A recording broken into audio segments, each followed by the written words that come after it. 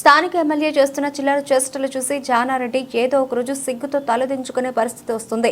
మాజీ ఎమ్మెల్యే నోముల భగత్ కుమార్ స్థానికంగా మేము ఎమ్మెల్యే ఉన్నప్పుడు కూడా ఇదే హాలియా మున్సిపాలిటీలో కావచ్చు, నందికొండ మున్సిపాలిటీలో కావచ్చు, ఎక్కడ కూడా కాంగ్రెస్ పార్టీ వాళ్ళు ఉన్నా కానీ మేము ఎవరిని కూడా తీసేయలేదు. కానీ ఇక్కడ మీరు స్థానికంగా ఏం జరుగుతుంది?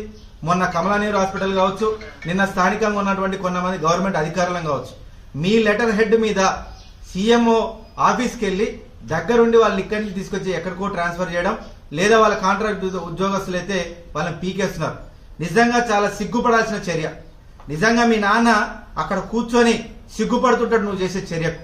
నీ లెటర్ హెడ్ మీద స్థానికంగా ఉన్నటువంటి ఇక్కడ గవర్నమెంట్ ఆఫీసులలో పనిచేస్తున్న వాళ్ళ మీద చర్యలు తీసుకుంటే రేపటి సంస్కృతి అట్నే కంటిన్యూ కాదా? ఇదే హాలియా మున్సిపాలిటీలో దాదాపు 70% అదే అనుమూల కేంద్రంగా ఉన్న వాళ్ళు అలా పనిచేస్తున్నారు. కానీ ఎవరినైనా ముట్టుకున్నామా? మేము ఎవరినైనా తీసేసినామా? కానీ మీరు చేస్తున్న చిల్లర చర్యలేంటి? ఇక్కడ స్థానికంగా ఎవరెవరైతే గవర్నమెంట్ అధికారులు గతంలో బీఆర్ఎస్ పార్టీకి ఎవరైతే సపోర్ట్ ఉన్నారో వాళ్ళందరినీ తీసేసి నీ లెటర్ హెడ్ మీద, ఇది చాలా సిగ్గుపడాల్సిన చర్య.